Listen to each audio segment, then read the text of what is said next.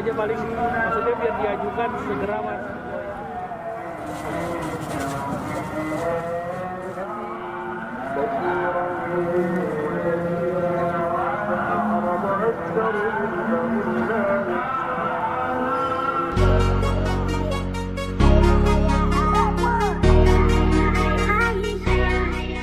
Tim nasional Indonesia resmi menjalankan pemusatan latihan perdana di lapangan Thor, Surabaya pada Senin 5 Juni malam waktu Indonesia Barat.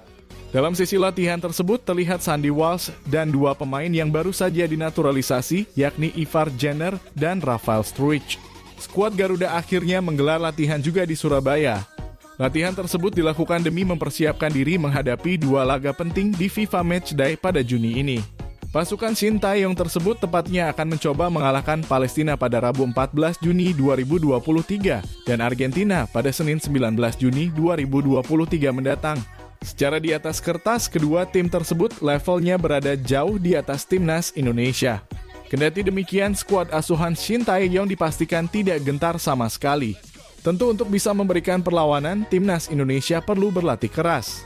Karena itu, Sintayong dan PSSI menggelar latihan timnas Indonesia di Surabaya. Lokasi itu diambil karena laga terdekat, yakni melawan Palestina, dipastikan berlangsung di Gelora Bung Tomo, Surabaya. Timnas Indonesia jalani latihan perdana pada Senin 5 Juni di lapangan Thor, Surabaya. Siapa aksi yang paling kamu tunggu, Sobat Garuda? Bunyi caption akun Instagram PSSI saat memposting foto latihan para pemain Timnas Indonesia Senin 5 Juni. Tidak hanya di Instagram, latihan Timnas Indonesia juga trending di YouTube PSSI TV. Ada hal yang menarik perhatian netizen dari video yang diupload PSSI tersebut, yakni suara lantunan sholawat dari toa masjid yang ada di samping stadion.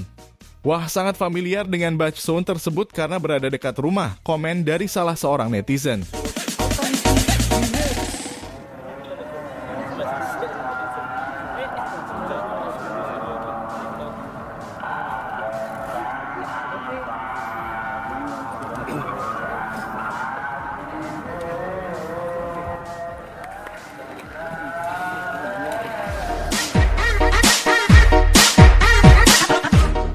Sebagai informasi, Sintayong sudah memanggil 26 pemain untuk membela timnas Indonesia di FIFA Matchday Juni 2023. 10 pemain diantaranya merupakan para pemain yang merumput di luar negeri. Dalam sesi latihan perdana pun terlihat baru 3 pemain abroad yang bergabung dengan skuad Garuda. Ketiga pemain itu adalah Sandy Walsh, Ivar Jenner, dan Rafael Struijk. Sisanya ada yang masih sibuk bersama klubnya. Tapi ada juga yang sedang liburan seperti Marcelino, Ferdinand, dan Pratama Arhan yang baru saja merebut medali emas SEA Games 2023 bersama Timnas Indonesia U22.